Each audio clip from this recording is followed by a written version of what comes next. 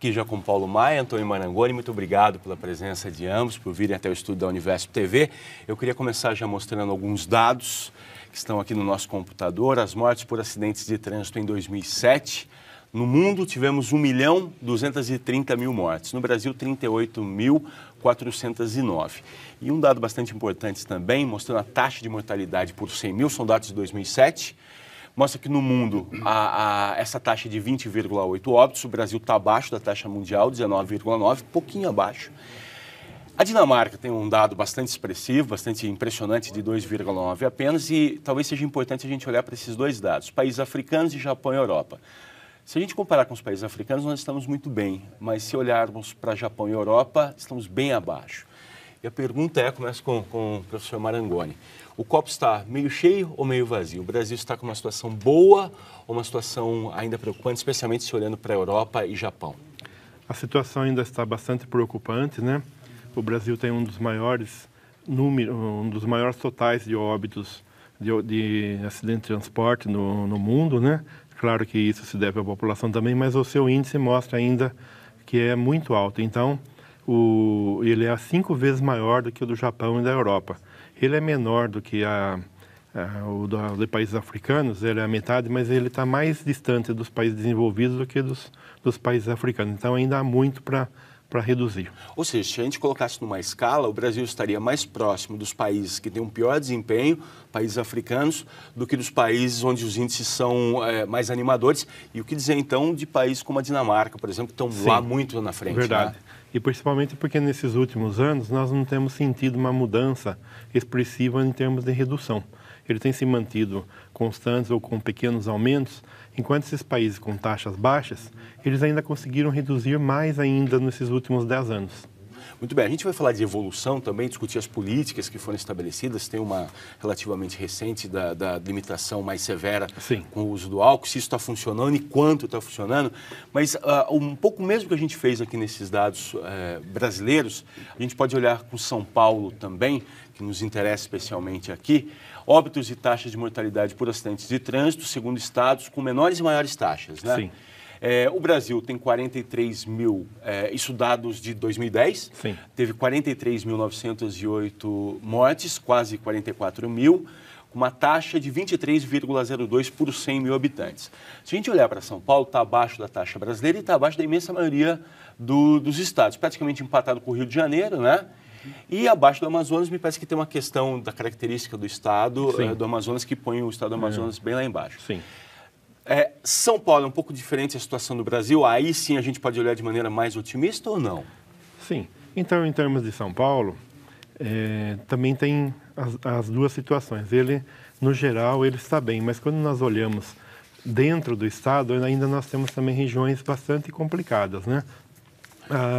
A região metropolitana tem um panorama melhor, mas outras regiões, tipo Registro, São José do Rio Preto, têm taxas próximas de 30. Então, são índices bem preocupantes e no global ele está melhor realmente do que a maior parte dos estados.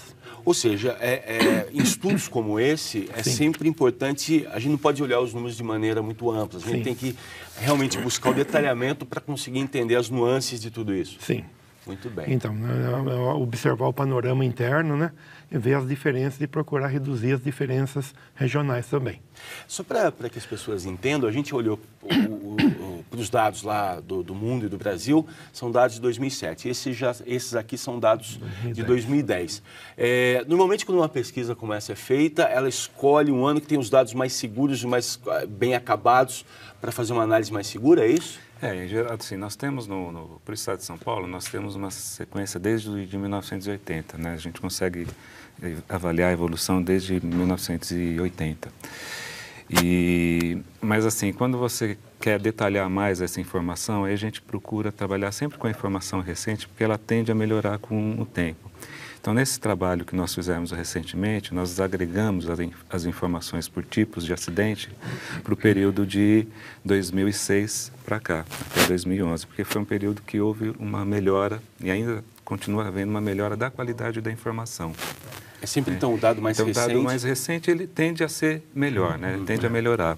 E tem um escopo maior, assim como você disse, de 80 para cá, também dá mais qualidade à pesquisa, é isso? Sim, exato. Aí você consegue enxergar melhor como são as características dos acidentes, né? Então, por exemplo, essa análise que nós fizemos, nós agregamos os tipos de acidente por atropelamento, né? Motociclistas e automóveis e outras categorias também. Mas essas três são as principais características, são os principais tipos de acidente, né? Que acometem a população. E eles têm características bastante distintas quando você considera sexo, né, idade e esses tipos de acidente. Por exemplo, no caso dos atropelamentos, é uma causa de morte que atinge bastante a população idosa, né? Então, é característico desse grupo populacional. Perdão. Já os acidentes de motocicleta, ele atinge basicamente a população jovem, né, principalmente aquela de entre 19 a 39 anos de idade, que esse grupo populacional representa cerca de 68% das vítimas de motocicleta. São homens que morrem por acidente de motocicleta. E os acidentes de automóveis, ele já tem uma distribuição um pouco mais homogênea para os demais grupos etários, né? Ele aumenta, né, a idade em que você tira a carteira de motorista e depois mantém uma certa estabilidade, né? Que seriam gráfico aqui, essas figuras, né? E nas três situações, que é importante falar também, é que a mortalidade masculina ela é sempre superior à feminina, e muito superior, em todas as idades, né? Em todos os tipos de acidentes. Uhum. Ô Paulo, dá para a gente tentar entender, o gráfico é uma coisa que pode nos mostrar muito claramente, mas a gente precisa ter uma introdução a ele primeiro. Depois eu tenho separado aqui por categoria, mas olhando num panorama aqui, você falava de observar exatamente os detalhes das mortes. Aqui o primeiro, atropelamentos, nós temos duas evoluções aqui, uma azul e uma vermelha. Mulheres estão em vermelho, homens em azul. A gente vê o que você dizia, os homens morrem bem mais do que as mulheres, né? Exato. E aqui embaixo nós temos a idade, né? Muito bem, então de 0 a 4 morre bem pouquinho, isso vai subindo conforme a idade sobe também. Exatamente. E daí, como você dizia, dos idosos, isso dispara entre os homens, especialmente depois de 75, é isso? Exato, é o grupo populacional de maior risco, né? E assim, é uma característica também dessa parcela da população, né? Por uma série de dificuldades, né? De limites físicos, né? Que eles vão adquirindo com o tempo e acabam tornando essa população mais vulnerável, né? A morrer por atropelamento. E é um grupo importante para se pensar, inclusive, para o futuro, né? Uma vez que a gente vem passando por um processo de envelhecimento populacional, né? E essa situação tende a engrossar, né, essas estatísticas. Ou seja, a gente cada vez mais, a nossa população fica mais velha, tem uma parcela da população mais velha cada vez maior, e a tendência é que isso acompanhe o número crescente. Exatamente. Né? A não ser que medidas sejam tomadas para reduzir esses eventos. Pois é, e quando a gente pensa nisso, existem medidas mais imediatas e claras que possam ajudar a evitar esse tipo de situação, e talvez até medidas simples? Eu acho que assim, na realidade, para você reduzir o acidente de trânsito, você tem que ter uma série de medidas, um conjunto de medidas, né? Assim, pela própria característica dos acidentes, das idades, como você mostrou nos gráficos, né? Você vê que, assim, são parcelas populacionais distintas e que você tem que ter uma atenção específica para cada. Atenção específica para cada grupo populacional. Então, na questão dos idosos, né? Você tem a questão das vias públicas, né? Dificuldade de atravessar uma avenida ou subir uma passarela e descer, isso tudo. Sinalização, né? Então, tem essas questões que vão contribuir para reduzir esse grupo populacional, né? Ou seja, estão claras as razões ali que levam a um dado como esse. Exato, né? Além da própria educação voltada para o trânsito, né? Exato. Que também... Por exemplo, a gente vê, por exemplo, muitas vezes que o tempo de travessia de uma via não é suficiente para as pessoas, mesmo pessoas sem dificuldade de locomoção para atravessá-la, né? E quando esse tempo é mais curto ainda, essas pessoas ficam ainda mais expostas, né? Muito bem. O Paulo chamou a atenção também para as mortes com motocicletas, que é um índice bastante preocupante, especialmente em cidades onde, evidentemente, temos mais motos andando o dia todo.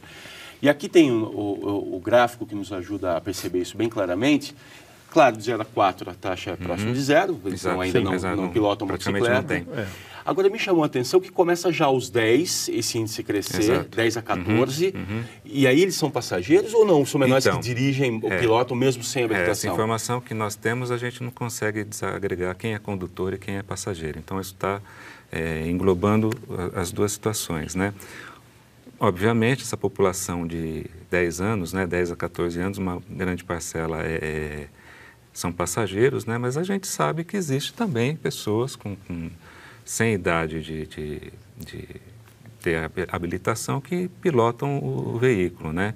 E aí, tanto que você observa no grupo de 15 a 17 anos, você tem um salto, né, importante também dos acidentes de motocicletas. Uma parte são passageiros e também, certamente, uma parte tem ali condutores, né, que não tem habilitação ainda.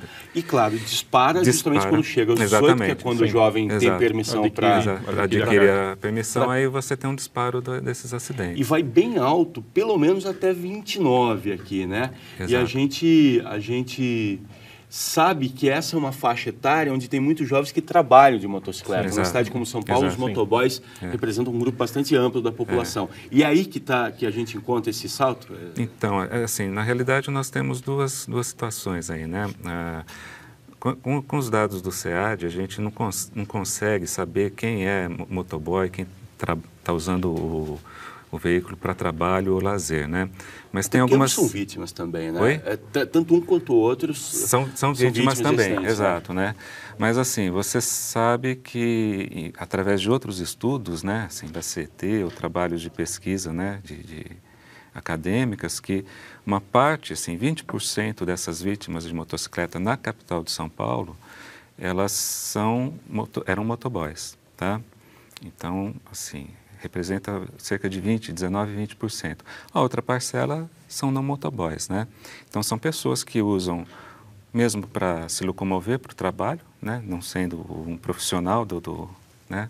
que usa motocicleta, mas também para lazer, né? A mortalidade ela também é diferencial segundo os dias da semana, né? Ô Paulo, e a gente vai vendo um decréscimo aqui, vai caindo acentuadamente essa taxa conforme a pessoa vai ficando mais velha, que também indica, claro, que a pessoa, quando a gente falava da mobilidade, um senhor de 75 anos já tem muita dificuldade de pilotar uma motocicleta. Então, está claramente associado à juventude, que engrossa a maior parte dos condutores de moto, né? Exatamente. Agora, chama muita atenção nesse dado as mulheres. O homem, até os 14, enfim, a taxa próxima a zero, só que o homem dispara, vem caindo, mas até ali, 50 anos, a taxa é alta. Enquanto que as mulheres têm também um pico ali próximo na idade de 18 a 19, só que logo cai e vai próximo a zero, né? Exatamente. Acho que é pela própria característica também do veículo, né? Assim, você tem que ter um certo preparo físico, acho que, para conduzir, né? E é um veículo eminentemente que homens usam, né? Profissionais masculinos é maior, pouca mulher. Tem, claro, mas pouca mulher pilotando. E mesmo entre os profissionais, a grande parcela, em 90%, ainda são homens.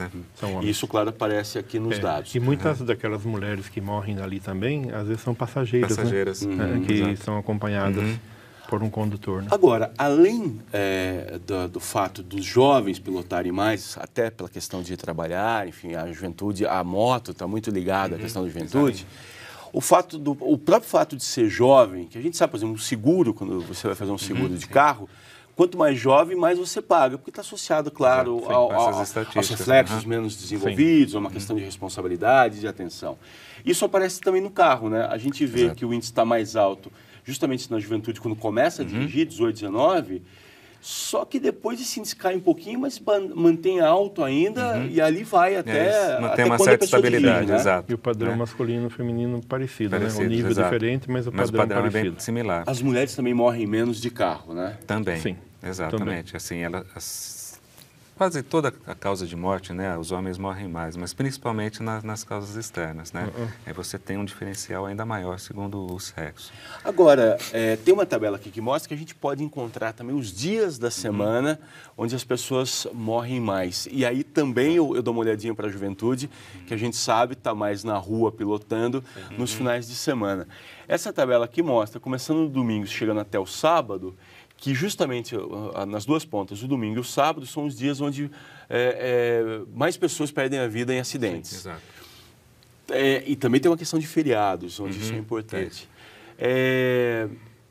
E depois a gente vai olhar lá na frente também os horários, que é algo importante que a gente vê, o horário da noite, ali associado a festas.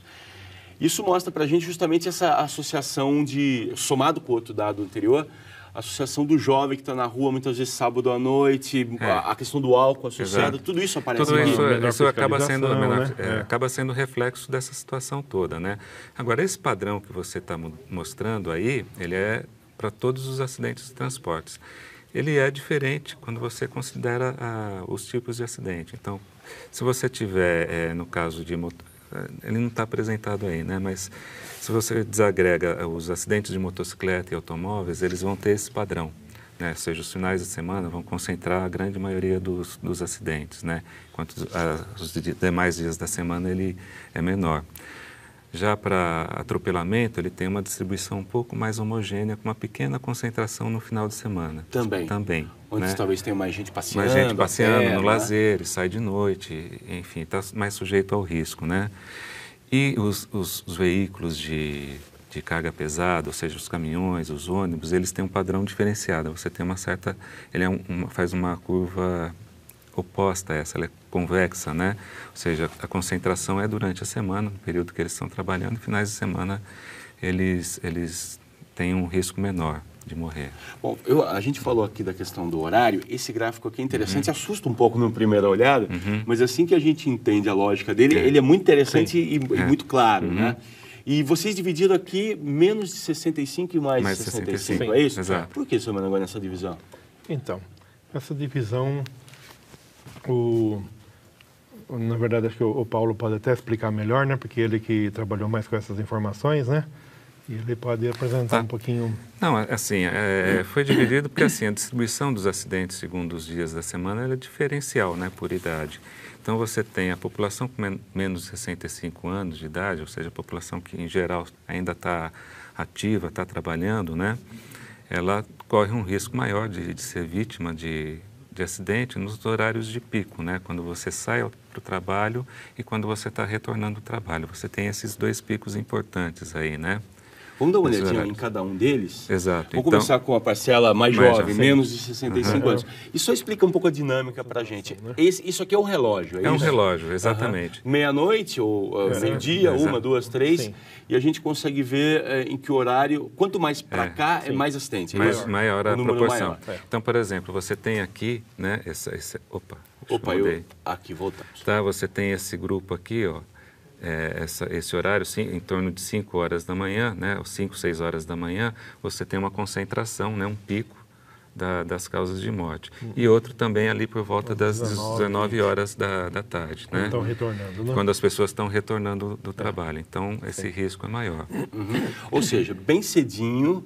E aí a gente pode pensar em várias causas, tanto a noitada, coisa assim, como muita gente que sai muito cedo, ainda com sono ou chegando de madrugada, né? Então acaba tendo esse risco. E também ali à meia-noite, né? Você tem um pico importante, que em geral são as pessoas que estão circulando no final de semana, né? Acaba tendo ou saindo para alguma festa. E se a gente olhar, separar uma fatia aqui, a gente percebe que a partir das 18, mas especialmente de 19 a 21 horas, é quando acontecem mais mortes, né? Exato.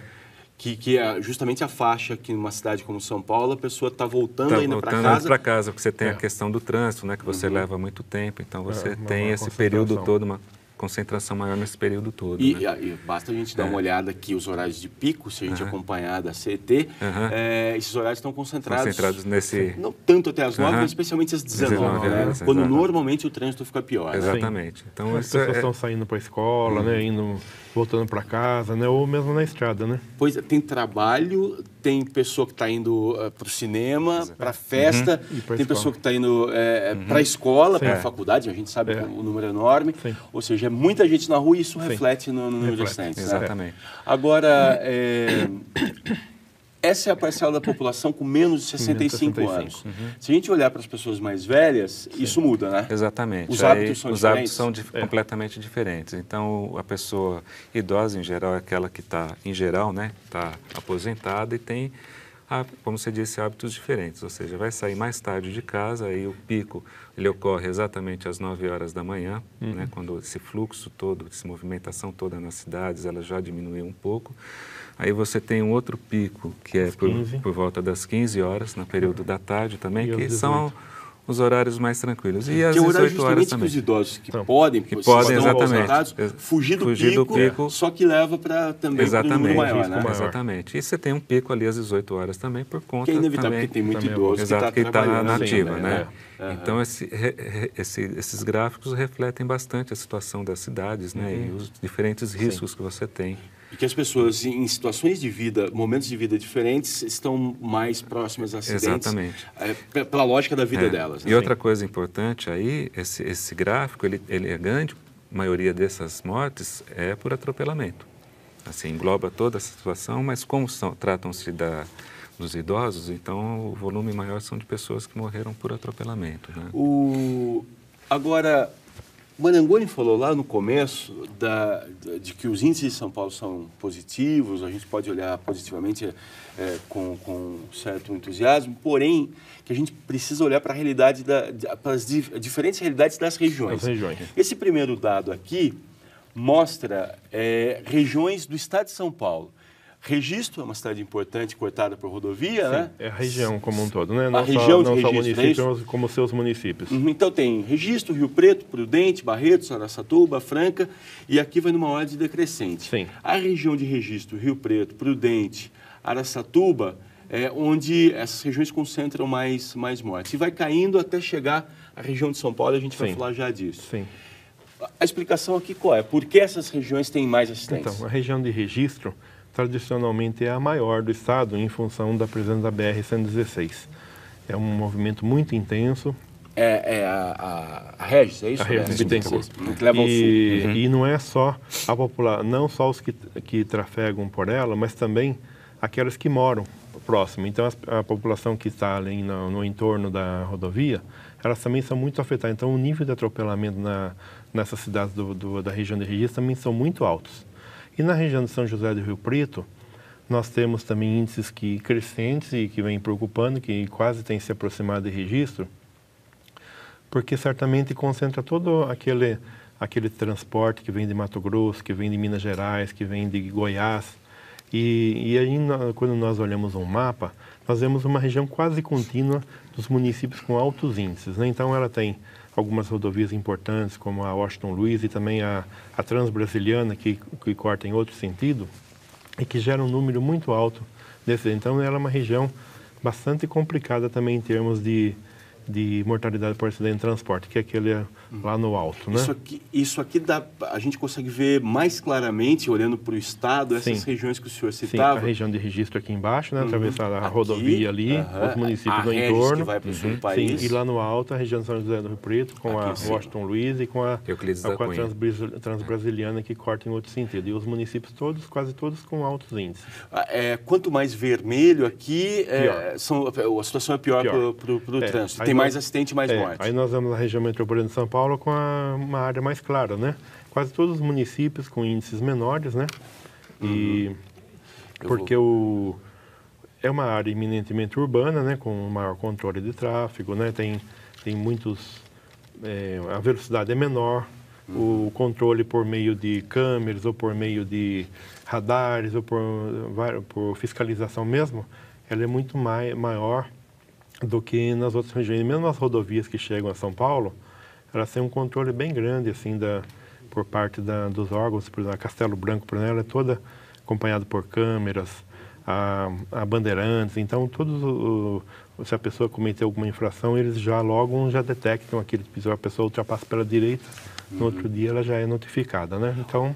Ou seja, mesmo com a imagem toda de grande violência do trânsito na cidade de São Paulo, se a gente olhar para os dados da região metropolitana, por esses aspectos todos, essas questões todas que o senhor está levantando, as mortes, se a gente olhar também na relação populacional, são os dados mais animadores que temos, é isso?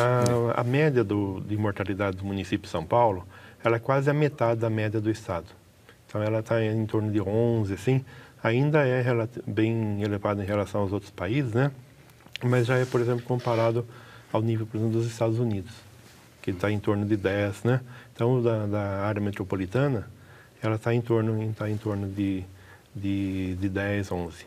Agora, se a gente olhar com detalhes esse mapa aqui, a gente acompanha a Régis, ela vem deixando o mapa vermelho por toda a extensão, né? Inclusive no município de Juquitiba, que pertence à área metropolitana, né? Que é o primeiro ali. É um dos maiores índices. Mostra que é uma rodovia perigosa. Juquitiba, Miracatu, Registro, Jacupiranga, todos os municípios. Ali já a situação, apesar de estar próxima à região metropolitana, ali a situação já é pior, né? Agora, pode ser que melhore, nós não temos dados mais recentes, a empresa que controla a rodovia, ela está instalando uma série de passarelas e pelos primeiros resultados que eles mostraram, teria havido uma redução importante no número de atropelamentos. O senhor falou há pouco que esses acidentes englobam não só as pessoas que estão de passagem, mas moradores das regiões onde o mapa fica vermelho. Sim. Porque essas pessoas também utilizam a rodovia nos seus deslocamentos regionais, né? Também. Muito bem. Ou como as rodovias, muitas vezes elas atravessam pelo meio da cidade, né? Muitas vezes no deslocamento entre uma região e outra, às vezes a pessoa acaba sendo atropelada, né? Pois é, se a gente olha normalmente para o Brasil, Minas sempre tem o maior número de acidentes porque é o estado que é cortado por uma longa quilometragem de rodovias. São Paulo, a região metropolitana, se livra um pouco também disso, por não ser exatamente cortada pelas rodovias. As rodovias nascem em São Paulo e vão se espalhando. Isso pode ter um impacto ou não? Porque, ainda que não seja a continuação de uma rodovia, a cidade também é atravessada pelo fluxo, né? Eu acho que depende de uma série de fatores, né? Que nem, por exemplo, São Paulo, das 20 melhores rodovias do Brasil, São Paulo tem as 19 melhores, né? Minas tem esse número porque também tem uma população alta. Agora, se você olhar os índices, os piores índices do Brasil são da região centro-oeste. É Rondônia, é Tocantins, que fica no norte, né? Mato Grosso. Então, são índices que chegam até a se aproximar dos níveis dos países africanos. Que tem condições de rodovias piores, é isso? São precárias, a fiscalização é menor. As pessoas que moraram lá, que nos contam, falam que a situação realmente é muito complicada. Tudo é muito difícil. As rodovias, muitas vezes de terra, não tem fiscalização.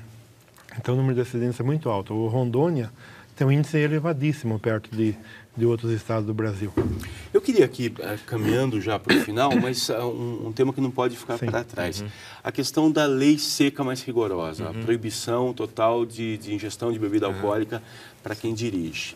A gente já consegue observar um pouco o resultado disso? Essa lei é animadora, traz a expectativa que muitos tiveram ou ainda não? Então, acho que uma coisa que nós observamos é que aquela lei de 2008, né, ela teve um impacto muito pequeno na redução da mortalidade, né? Praticamente. Lembrando que em 2008 houve uma redução. Houve uma redução, pequeno, né? Depois, em 2009, essa mortalidade foi menor, depois ela voltou a subir. Então, você teve um impacto pequeno, tá? E depois acho que houve um relaxamento e ela voltou a subir. A gente ainda não tem dados para saber dessa redução de consumo zero de álcool. Provavelmente deve ter um impacto, mas a gente não sabe o quanto. Ainda não, os dados ainda não conseguem pela experiência isso. Que a gente tem, o impacto não vai ser tão grande. Mesmo porque, assim, se você considera, quando fizeram a revisão do Código Nacional de Trânsito em 1998, né, você teve uma redução muito importante. E nesse código você tinha uma série de medidas, não era uma só, era uma série de medidas, principalmente a questão da pontuação das carteiras, né? O aumento das multas, entre outras, e contribuíram para ter uma redução importante. Você teve entre 98 a 2001 né, uma redução de 48% da mortalidade. Foi uma queda importante, ou seja, foi um momento que você teve uma série de medidas, tá, que tiveram uma redução importante. Já no caso da lei seca, ela é uma medida única, né? E quando a gente olha os dados todos, assim, que nós estávamos observando, a mortalidade por acidente, ela é diferencial segundo o tipo de acidente, segundo o sexo, idade, segundo as regiões. Então, não é uma medida única ou mais dura que a gente acha que vai reduzir, mas sim um conjunto de medidas, né, Maria Antônia, que vão contribuir para reduzir a mortalidade. De qualquer forma, quando nós tivemos as informações em 2012, nós poderíamos ver o impacto que teve essas medidas, né, que até outubro, assim, a gente deve ter essas informações, Aí nós poderíamos ver como que está a situação do Estado, né? E certamente vocês voltam para contar e apresentar esses dados para a gente prazer. aqui. Sim, claro. É um mergulho e as explicações, muitas vezes a gente treina um pouco como futebol, às vezes a gente acha motivo para tudo, mas com esses dados a gente consegue realmente entender o que acontece. Nós gostaríamos que realmente tivesse uma evolução positiva, porque o Brasil assumiu um compromisso de reduzir essa mortalidade pela metade em 10 anos, até 2020, né? Então nós vamos realmente ter que fazer um esforço muito grande para alcançar essa meta, porque é bastante difícil, né? Pela situação que nós vemos, assim, né? De tudo, das motocicletas, dos atropelamentos, vai ser uma batalha bem difícil para a gente chegar a essa meta, né? Antônio Marangoni, muito obrigado. Paulo Maia, muito obrigado pelos dados, pelas explicações. A primeira análise fica por aqui. Nos vemos em breve com mais informações para você. Até lá.